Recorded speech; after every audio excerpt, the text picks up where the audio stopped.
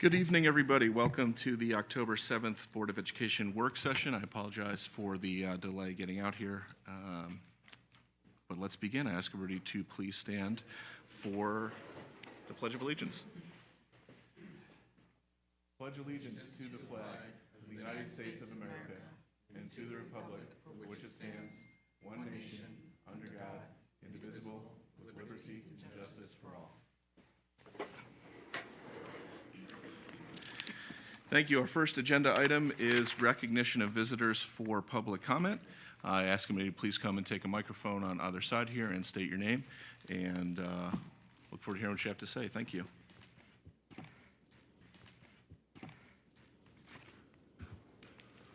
Good evening, Board of Education and Administration. Nancy Bryan, Town of Cornwall.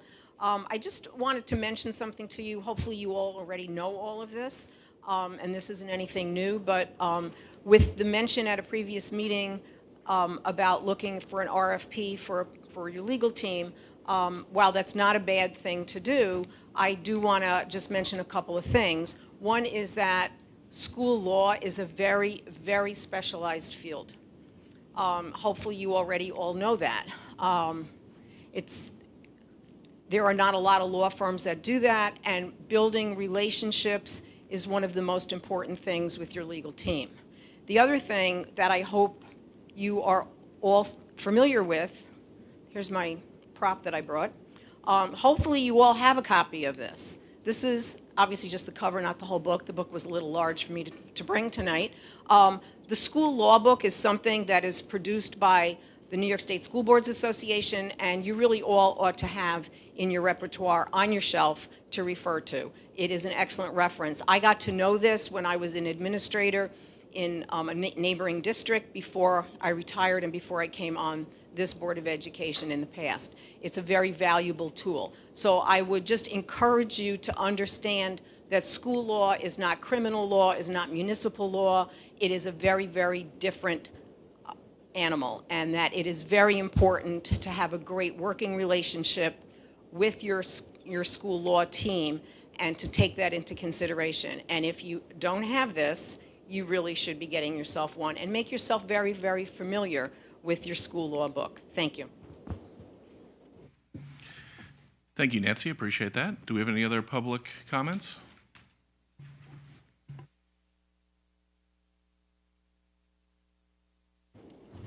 Hi, my name is Linda Line, and I am a teacher at Willow Avenue Elementary School. Thank you for allowing me the time to talk to you guys about this. There's a big concern that I have.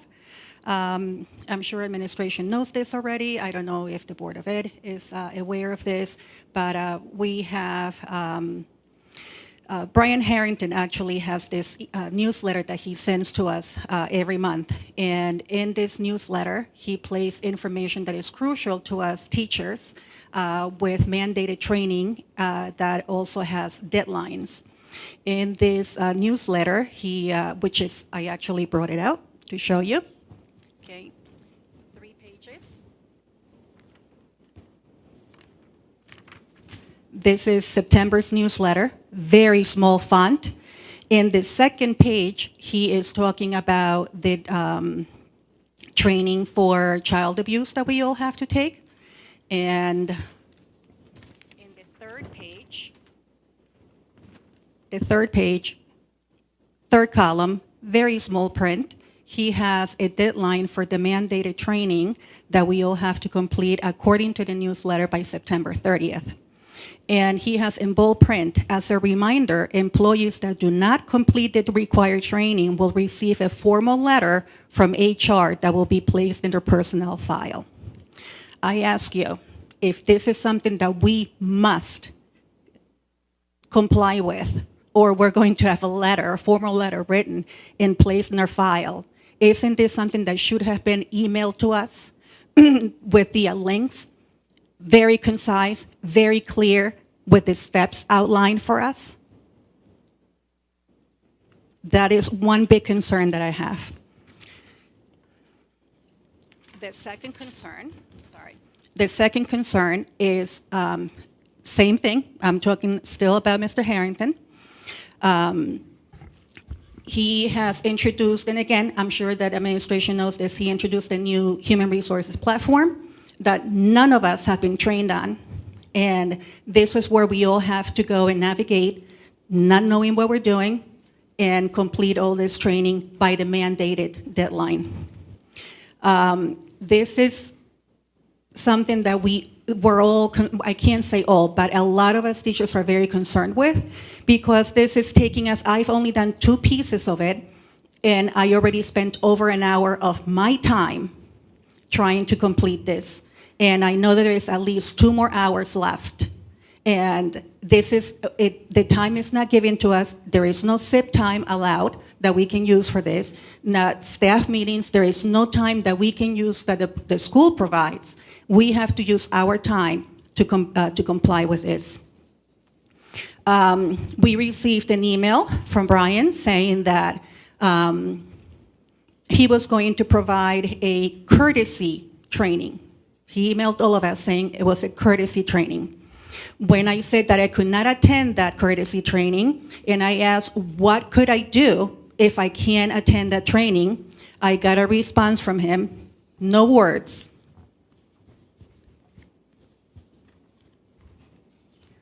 I'm gonna step in, and I apologize.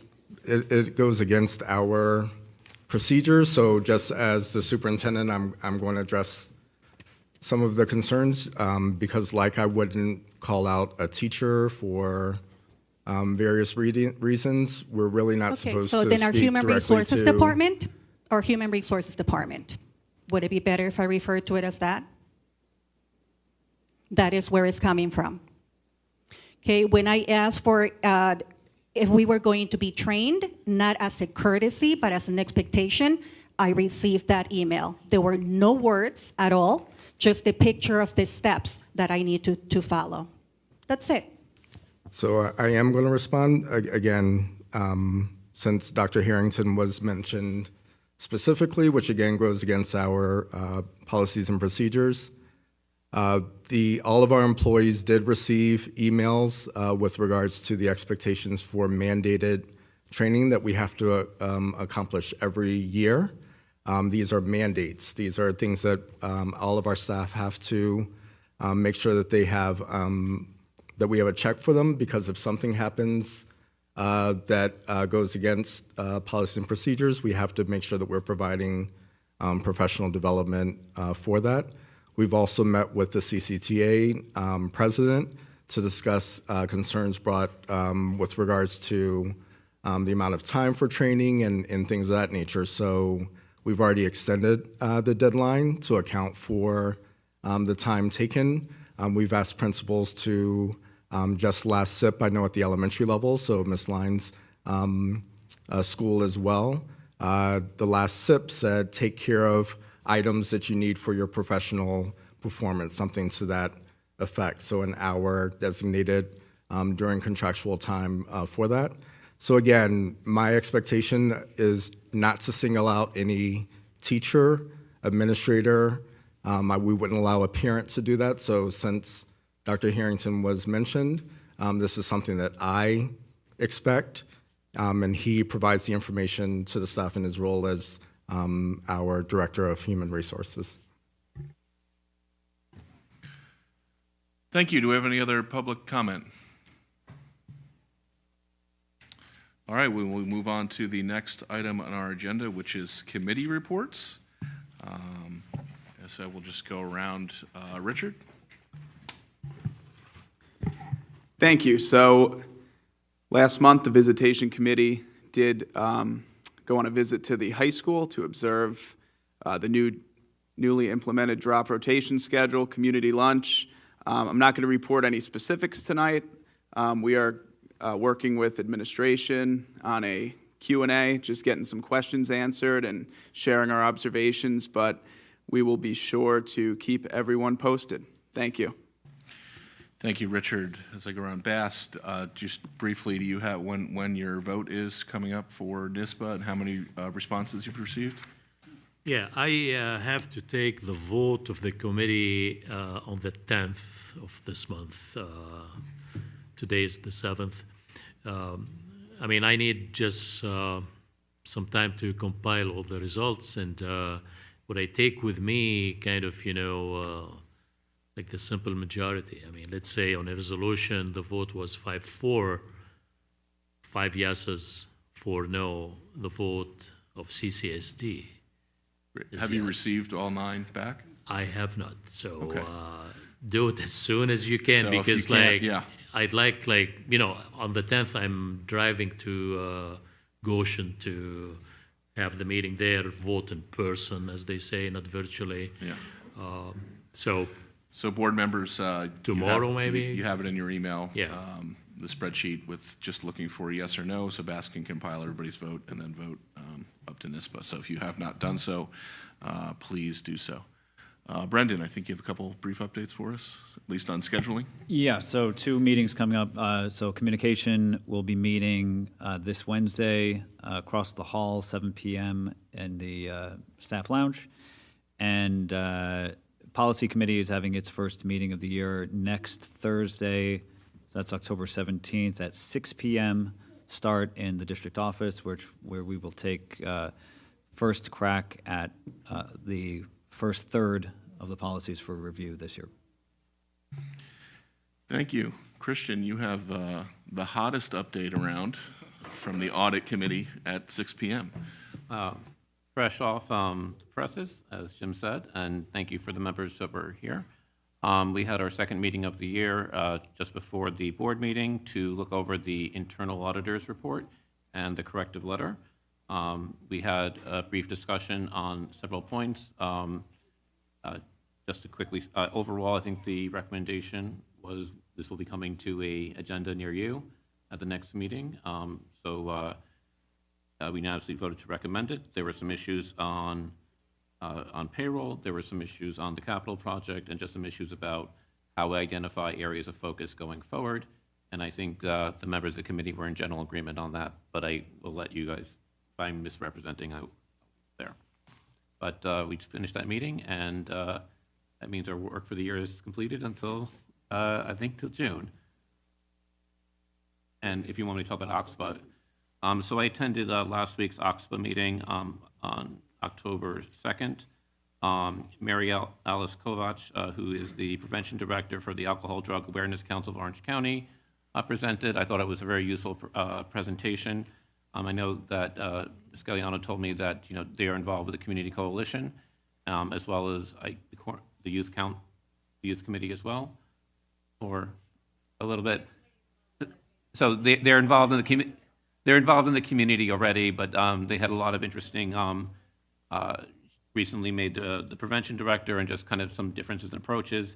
And if anyone's interested in some of the materials, I have them with me. But I thought it was a nice discussion among the members on that. The longtime president of OXPA, Reverend John Williams, is running to represent NISBA Area 9 because John Redmond, who's been serving that position for a long time, is stepping down.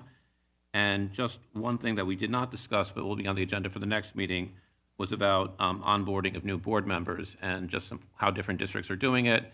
And so if any of our new members or recently new members want to share their experiences or attend that meeting, it might be a fruitful discussion. And that was OXPA.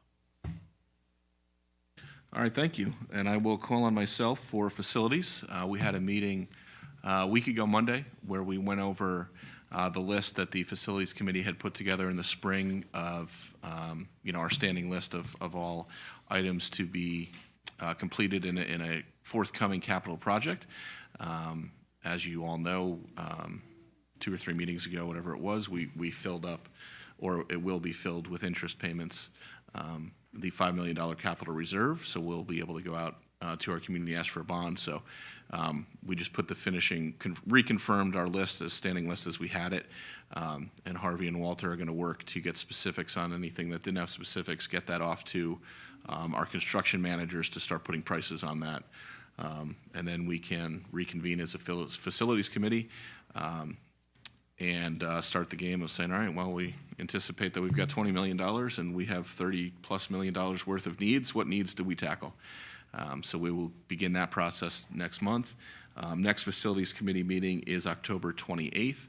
Palumbo Group will be coming in to give us sort of an in-depth progress report, similar to what we got as a full board in the summer, a little more in-depth, and also, covering any work that has happened since then. So I believe that covers committee updates, unless I missed anybody. All right, our next item here, new business consent agenda. Purpose of the consent agenda is to permit the board to make more effective use of its time by adopting a single motion to cover those relatively routine matters which are included. I'm going to pull item number 2 because we already know that's going to come out. So if I can get a motion for items 1, 3 through 6. So moved. Second. Anybody want to pull anything else besides number 2? Okay. Then I will take a vote on items 1 and 3 through 6. All in favor? Aye. Aye. Anybody opposed? Any abstentions? All right, so that is 9-0 there. So on the personnel actions, what I'm going to do is we're going to just split that. Tiffany, if you would, you wanted to abstain from section 4, co-curricular appointments, was that? That's correct. Okay, so we'll vote on section 4 separately, and we will also vote on section 1 separately.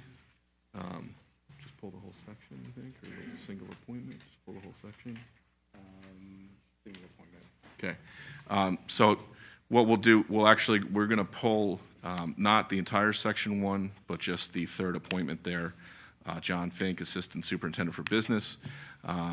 That hiring process was finally just completed this morning, and some board members did not have time, understandably so, to review before tonight's meeting.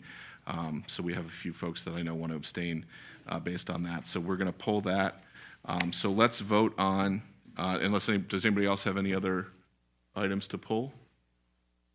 Okay, so let's vote on section 1, less John Fink, and then the rest of the document, less section 4. All in favor? Aye. Aye. Any opposed? Any abstentions? Okay, so that's 9-0. Section 4, is there any discussion there, Tiffany, or you just want to abstain? Yeah. Okay, so let's vote on section 4 then. All in favor? Aye. Aye. Any opposed? Abstentions?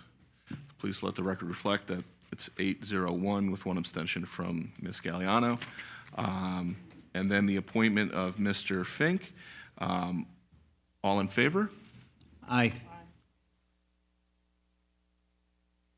So we've got 1, 2, 3, 4, 5, 6 in favor. Any opposed? Any abstentions? So 3 abstentions. Harvey and Linda, you were able to record the vote there on who was yes and who abstained. So all of the motions now within the personnel section are carried, as well as the remainder of the consent agenda. So thank you all for that.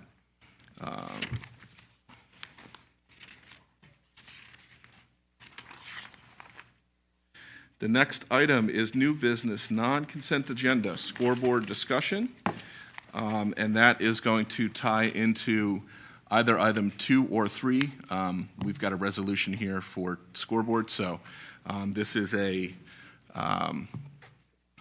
continuance of discussion we had at our July meeting, where we had one proposed scoreboard for the new athletics complex at the high school, and we said, we're going to put a pin in this. We're not going to take a vote. We believe there are other options out there. We did go out and get a quote from a second option. We had a sort of facilities committee light discussion on that, so we will kick that off, myself, Tiffany, and Eleonora. You have all received documents via email. Would like the whole board to discuss, and then once we make a decision between one of our 2 choices, we will take a vote on either item 2 or item 3, depending on which way the discussion goes. So I'll just set the table since I'm the chair of the facilities committee. Option 1 is a scoreboard from Daktronics. That's what's currently budgeted within the capital project. It has a budgetary amount of $115,000. $115,009.00. The second option, the Doctronics, we'll just call that sort of your standard scoreboard, similar to what's at the high school now, similar to what is at the middle school now at the football field there. Option 2 is $135,969, so approximately $20,000 more. That is a fully digital scoreboard with digital capacity. You all have this in your inbox, but just for the public's knowledge, in addition to that $20,000 for the scoreboard, there's an additional, it's the range between $19,000 and $23,000 for additional infrastructure and engineering work that needs to be done there. So some extra work from the architects to the tune of a couple $1,000, and then approximately $19,000 worth of additional cabling with that board having the full digital capabilities. That needs a fiber optic cable versus just a traditional, internet cable or data cable needed for the other board. So the difference is $40,000. When we had a discussion as a committee, we kind of said, this is a highly visible part of the project, part of the entire capital project, certainly a highly visible part of the facilities project. We all agreed, and I think I'll get head nods here, that the capabilities and the product itself was superior of the digital scoreboard. Tiffany and Eleonora, was that? The product itself was superior? Yeah. So we all agreed there, and it's just sort of a trade-off of we still have to go out to bid for a few items on the capital project, notably windows and bathrooms at COH. We're expecting those bids back later this month, but it's just a matter of, we're in sort of an unknown, basically. If we say we're going to spend $40,000 more here and we don't come back $40,000 under what we had budgeted on the other one, we're left in a position where we'll have to delay something until the next capital project or pull it out of next year's budget. So we went back and forth. Nobody loves being in a situation where we don't have full information and we just have to make do with the best information we have at the time. Tiffany and I both said, with the visibility of this and the fact that if we don't put this scoreboard in now, it's not going to get put in until, who knows, 10, 15, 20 years from now. We were of the mind that it should be put in now. Eleonora, I don't want to put words in your mouth, but you just said we've got so many needs that the way, you balanced it out. Especially after our last Sure. facilities meeting and we saw all of the repairs that need to be done in the buildings, it's just a hard thing to swallow to spend that additional money. And you're also forgetting that there's an additional $6,000 to $10,000 he stated yearly for the computer upkeep and the software. There is an additional software Yes, cost. Thank yearly. you. Yes, there's an additional yearly software cost. So again, my question was, yeah. where is that money going to come from? Yeah. So I'm not opposed to putting that in, but it's very difficult to vote yes when there are so many other repairs that need to be done, and we budgeted for a certain amount, and the community voted on that Right. amount. That's where my dilemma comes in. Fair. Anything else that you'd like to add before I go to Tiffany? Yeah, and we went back and forth. There was not, a lot of decisions are cut and dried, and this is the obvious right decision, and it was not the feeling of the committee that we had an obvious decision to present to the board, which is why we all thought it was important to have this discussion as a broader board, but I'll go to Tiffany first since you were in the meeting, and then we can take questions and comments from the entire board. Just so everyone understands why I'm strongly in favor of the better scoreboard. The questions were asked. We had at least 2 meetings about it. Harvey, if I can put you on the spot, what's the total capital bond, essentially? It's about 23 million. About 23 million. So what percentage of 23 million is $40,000 or $50,000? It's a small one. It's a very small percentage of the overarching capital budget. And so that's part of the reason why I'm like, let's get the good one now. Why wait 15 years? Let's do it right now. Let's not be penny wise and pound foolish now. The other reason, because I too shared concerns, as Eleonora did, of foregoing. We don't want to forego good bathrooms or good windows or any other issue, so we can have a nice scoreboard, which, by the way, has more purposes than just being a scoreboard. It's good for graduations, it's good for events, you can display things, you can have advertisers, et cetera. We spoke to Walter Moran, and Walter said that we're not going to have, I specifically said, are we going to have non-functioning bathrooms in a school so we can have a scoreboard? He said no. Do they need repair, and are they a priority on the list? Yes. Are we going to have non-operating bathrooms or worse condition? He can't make any guarantees, of course, or promises, because something could break tomorrow. But no, it's most likely that by the time we do have the money for the next go-around, they'll be in the same working order that they are now. So we're not having non-functioning bathrooms or windows, et cetera, for students and teachers. So that's part of the reason why I was like, then let's make the decision to do it now and get the better one. Thank you. I'm debating, do I do a whip around or do I ask? I will ask. Who has specific comments? Because everybody might not have a comment. Who has comments, questions? We'll start with Brendan. I guess we'll work our way through this way. So I have a question and then, maybe comments. So this goes back to the email, Jim, that you sent that relayed Harvey's points, and I just wanted to ask a follow-up on that. So Harvey, you mentioned that the additional cost of a video scoreboard would be funded through either lower than expected bids on Phase 3, COH windows and bathrooms, or the delay of the COH base rooms until the next capital project. Can you just walk me through, so let's say, because those are a couple of different scenarios there. So let's say we don't get the lower than expected bid on the windows. Then that means that the COH base rooms get delayed. There's no circumstance where we would do the scoreboard and the windows would get delayed as well, is there?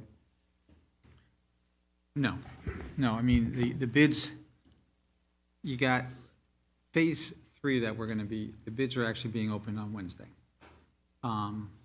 There's two big pieces. You have the windows at COH and you have the bathrooms. There's some other pieces at the middle school and this building, but they're smaller. Collectively, there would never be a situation where one would come in with a bid price so much that it would exceed the combination of both of those. So if they came in high, it would typically mean that we'd have to make a decision between the windows and the bathrooms.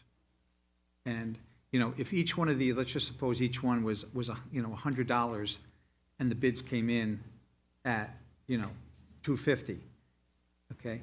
We can pull from that one of them that we're not using, and we would have money for the scoreboard at that point, but we don't know that until we open the bids. So, okay, and is there a scenario where we, I think I'm going to answer my own question, because this is technically, the scoreboard is Phase 2, so we would be moving on this right now. This is money out the door. It's not like we approve of it, and then we wait for the bids to come in on Phase 3. Basically, what I'm getting at, is there a scenario where, although we approved the scoreboard, the more expensive scoreboard, bids come in on Phase 3, and then we reevaluate, just as we've reevaluated a lot of line items after getting these initial estimates, we reevaluate whether we're actually going to move forward with the scoreboard. We can approve of it here, but we're not writing a check tonight, you understand? So is there a scenario, try to repeat my question clearer since I'm not getting much in the way of head nods, where although we approve it tonight, we renege on it later because the numbers come in unfavorably in Phase 3? You could do that. If that was the path forward, I would just say, let's just wait until Wednesday. Actually, it's probably about a week after Wednesday because we have to scrub the numbers and the vendors, and then you'll know definitively where you stand. Yes, we're always up against this timeline with getting the scoreboard ordered, whichever one we pick. Yes, we're up against the timeline for, all parts of the project that haven't been awarded yet. But it's better to make the right decision and be a couple weeks late than make the wrong one. So, should we wait till a week from Wednesday at this point? I would. Okay. I would.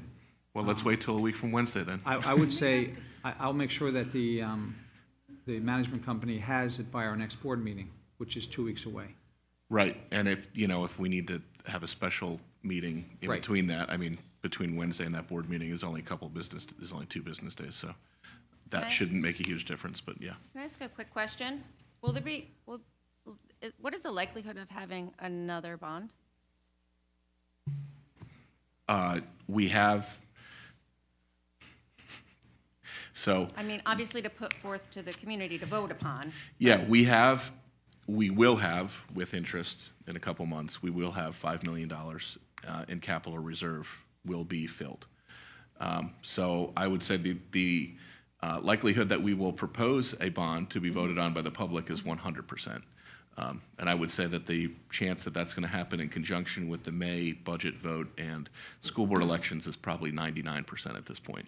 So why would we kick the can down the road another week and wait and see when we know we're doing this again and we know we're gonna have this? Can I take a stab at answering that question? Because that was actually going to Please. be my comment.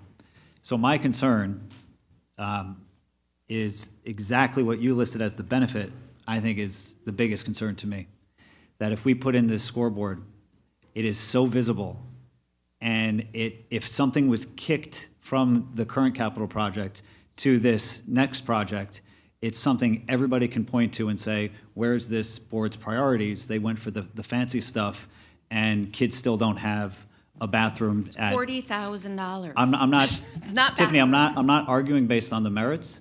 You're asking, I think we're talking about public perception and how we're going to, for lack of a better word, sell this, present this to. I think we don't need to sell it to the public. I think the public is smart enough to understand Having gone that through, having spent a lot of hours. 0.23% of the overall budget, $40,000. I think mean, I have we're the. making it sound like we need to sell it to the public Understood. because they're not smart enough to understand what we're talking about. But They you were, are. you were in that meeting Monday night as well, and there were some things that could be repaired with $40,000. Like Yeah. what?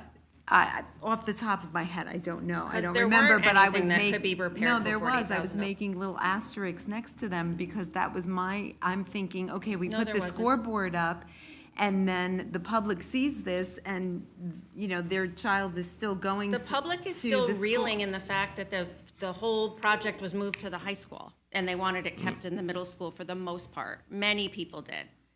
So to now say, okay, now we're gonna not spend $40,000. Yeah, I think the counterpoint is not so much of, hey, you built a scoreboard instead of redoing these bathrooms, because the bathrooms will be redone. And most of the bathrooms in COH have been, there's one set of bathrooms that's very old. There's a couple sets that have been redone 30 years ago, maybe. They're not completely as old as things in Willow were. I think the counterpoint to the argument you're making, Brendan, is when you see the scoreboard, and if it's not what Goshen has, what Middletown has, there they are, just, cheaping out again. Because that's a sentiment that we've all heard in the community. So I don't know if, I'm not proposing, I'm not picking sides, and I'm just making the counter argument that, people in the community will make. I think it's something to contend with, how it breaks down. There's not going to be 100% unanimous opinion how people interpret that scoreboard. And I think that having been through this exercise the last time with the bond, if something seems like an argument you're going to hear, then you're almost certainly going to hear it, over and over again. So if more time would allow us to proceed Yeah. with more certainty that there won't be some of those low-hanging arguments, I think that. The other problem we have is, we're talking about $40,000 here, right? So we're just saying, hey, if those bids come in and they're now with the bids that come in that we open for COH, we're over by, $31,000. It's like, oh, we just authorized 40. They came in last year and they were way over. Now, there's many reasons for that, the window manufacturers, and we're confident that we're going to get a much better number this time around. But even with the lower priced scoreboard, we could still find ourselves in a situation where the bids don't come back where we need to be. And that's a problem as well. But then we're in no worse position than we are right now. Except now we're delayed even more Yeah. because Well, this decision really needed to be made and given to them in August, if I recall, was the original ask. So my follow-up just on timeline, is there any risk that waiting another week or 2 weeks, Harvey, would impact whether the scoreboard is ready in time for the field itself? there's no way of knowing, what when you put the order in, you're going to have a set of circumstances that the manufacturer has, and we don't say, all right, to second. I think it still makes most sense to wait to get the bid on Wednesday. Get it Harvey, didn't scrubbed. you originally ask for this decision in August? Yes. So we could avoid delay? But that was when it was a regular scoreboard. But that was still, but there's two different arguments, right? So that's when it was budgeted. Right. So regardless of the budget, because we're talking about spending $40,000 more, in August, you said, if we didn't have a decision, you wanted a decision to avoid delay. So now it's October, and you're saying, wait another week, because let's see what happens over $40,000. No, it's not the 40. Whereas, how was it Okay. impertinent in August, but in October it's not? The dollar amount is 40, but I think the issue really is, can we or can we not do the bathrooms? No, The no, ba- no. We no, can so- do the but- bathrooms, because Walter and you already said that we could. It's just a matter of when we would do the bathrooms. Okay, but It's not if we would do the bathrooms, when, I'm, correct?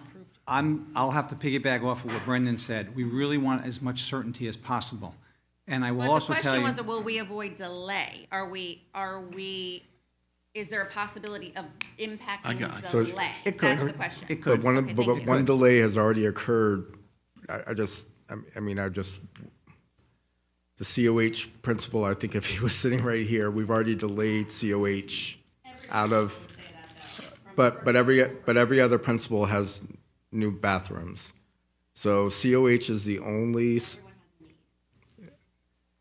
so COH is Some the needs are only more important than school others. that Right. we punted to now Phase 3, just factual. If we had been able to figure out all the working staff, the timeline of the summer that we went through, it was already truncated. This should have been done with all of the other bathrooms, so we wouldn't even be having this conversation. But because of things that happened, COH got punted to a later timeline. I think Which it had would. nothing to do with the scoreboard, though. Okay, if I could please finish my thought. So now my concern is we had to go to COH community to say, here are the reasons why we had to delay. I would have a hard time figuring out how we would say, well, now we're unable to do your bathrooms, period. That's just where we are. I think that there's been they've been gracious to. Absolutely, So- but not okay, doing I'll your stop. bathrooms, period, has never been part of the conversation to the facilities committee. Not doing them, period, because if they came to the facilities committee, even though I'm obviously in favor of the better scoreboard, and Mr. Cragen was as well, it was never a conversation of, we can't do the bathrooms, period. It was, we may have But there's to a- delay, but it But was we're never, talking we're a not delay. doing them. If we don't get it done now, there's a delay of, it's not a delay of 6 months, it's a delay of 2 or 3 years by the Right, but time it the was a bond and never, the we're not process. doing them, period. It was, they would be But 2 we have years from promised, now, but we max. have promised to the voters, before you were on the board and we passed the first bond, that was in the first bond. And that's a promise we've made to the voters. And really, I'm with Harvey, at this point, yeah, would it have been better to have a scoreboard picked in July or August? Yes, but that's already past us, we're already here. So an extra 2 weeks from today, is it different than, hey, an extra, But, So- there's, and I understand what you're saying, that there was a delay and now we're delaying again. But what I think they're trying to say, and what Terry was trying to say, is that there were things that were voted on in the first bond that haven't been done. We have a middle school faculty bathroom that's not working. There's still a hole in the gym floor. There are things that have to be done, and so just delaying it so we can see, I think it's just gathering It's more not- it's not- information, it's not is delaying what to you're delay, saying, it's right, delaying Harvey? because we're gonna Yes, have- okay. we're going to have extremely pertinent information come to light. So I'm going to say that, excuse me, Christian, I'll let you make a comment, but I think it's pretty clear that the choice here is to delay this discussion to the next board meeting. Ultimately, that, in a sense, is people who would vote for the $115,000 option would, the issue is whether the money is there or not. And so, but I think there's some other issues, and I'll make comments on those as well. But because I've been in the queue since the beginning. So if this just was a matter of just money, and I would say, okay, $20,000 between 135 and 115, kick in $20,000 from the unassigned fund balance, and I realize we can't do that.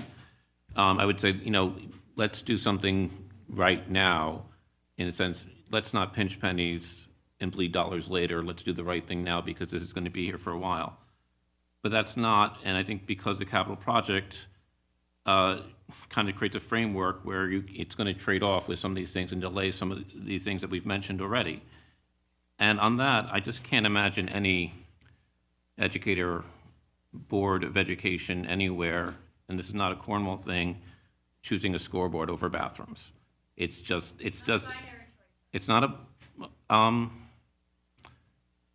it's a priority choice, and I think it's a value choice. So, Tiffany, please, you've had your turn, please. Let's let others speak. Let me say, if it was just a matter of money, I would agree with you, Ms. Galliano, on this. But there's other points, and I just want to make the point is that's my feeling, that there are just some things that are clearly more important when you come down to those things. And the first thing, there's some other context here. If you compare how we're looking at the scoreboard versus how we made the budgetary decision a few months ago about the high school auditorium, where we had a certain number, and instead of saying upgrading it, we stripped down that and we took out the acoustic tiles to right size it and bring it down. And that's kind of a statement of value because, well, that's a lot of students too, and that has all these things. We have a lot of events in the high school auditorium. Why not just do it right now? And I'm not questioning that decision or relitigating it, but the point about it is that we are upgrading this and we kind of stripped out for something else. And we could go through the whole list of things that are $40,000 that we have pled poverty on, whether it's a UPK classroom, which I realize is not more than $40,000, or a BC calculus class, or any of the other things that are relatively small compared to our budget, and we have chosen not to do those. And I realize they're not in the framework of the capital project, but the point is that we're talking about the same sums of money. And if we're going to say, and have said no to those things continuously, I think to be consistent, we have to treat all students and all educational worthy projects kind of the same. And when we choose some over others and treat them differently than others, it's a statement of our priorities and our values. This is sort of something that's already been said, is that there's also that when you go for a capital project, you give a list of what you're going to do. And you represent it to the public, and you ask them, say, give us a large sum of money, and we are going to do this list of things. And that's to prevent us from saying, okay, now that we have the money, let's completely change the things we're asking for. And to be fair, just by the vote at the time, the multi-sport athletic facility, which the scoreboard, I believe, is part of, was the least popular when it was split into two different pieces. And I would infer from that perhaps bathrooms are a higher priority to the community than the scoreboard itself. And the point, though, is the faith of the community, and this sort of was Brendan's point, is that we said we're going to do certain things. We represented that way. They took the vote, we raised the money, and those have to be the things that were first. And then and Jim, please correct me because I'm characterizing something from July meeting and my memory might not be accurate. Mm-hmm. The original problem with the scoreboard was that it wasn't ready for prime time because it seemed to be too expensive for the scoreboard. And so it seems to me that there are actually a lot of different reasons why that quote came in as it is. And if the problem then was that it was too expensive, and now we're upgrading to a more premium item, we're going in the wrong direction. And there were many reasons why, at least my understanding of why that original quote was expensive was it is a wind sail. There are scoreboards in this region that are being redone because they didn't do the foundations correctly. And there's a reason why, particularly our scoreboard, because where it's trimmed in the direction of the most highest velocity winds, which means it's trimmed to face the sail east-west, which is where cyclonic winds come with their greatest force, with an open field in front of them. And if you make it into a video scoreboard, you're making it more solid, which means it's going to take more force, which means this is a bigger risk going forward. And even though that's why the additional cost, why the foundations before, original scoreboard discussed, are not just like putting up your privacy fence that doesn't need to have the same type of thing. So there seemed to me that was a logical reason why the cost was more, but now instead of solving that problem, we're going in the opposite direction, and that seems to be that it has changed. If I may, just Sure. on the foundations, the quote from each vendor, they include the foundations in there, so they have it properly spec'd out for the size of their scoreboard. So the size of the foundations for each may not be equal, but when you're looking at each quote and the dollar amount, what is appropriate for each piece of equipment is included, and that vendor is in charge of doing that, so you are comparing apples to apples from a foundation perspective. I understand that's why the engineers, what might seem like an excessive cost, made a lot of sense, and now we're talking about two quotes, and I'm sure both of them, because they're responsible for the scoreboard, are going to do it properly, not just the way that I might do it yourself in my backyard. And so as I said, I think that, I'm all for having nice things that cost a little increment of money, but there also has to be the willingness to raise the money to pay for those things. And that generally has not been the budgeting philosophy over the last few years. And so I have concerns with this. I'm willing to, I seems to be the direction, which is, let's see if the money is available. If there is extra money after those things are taken care of, I think that's a different discussion, and I'm willing to entertain that discussion, but tonight we don't have that information. And if you're going to propose to delay this to the next meeting, I would definitely make a motion and second it. I mean, it's discussion on the thing, and I'm not going to bring out the resolution for a vote because we don't have the information to make that vote. But Christine, you wanted to make a comment, and I've got a couple quick rejoinders because I think you do that first. I'll just ask mine. You can get okay. Yeah.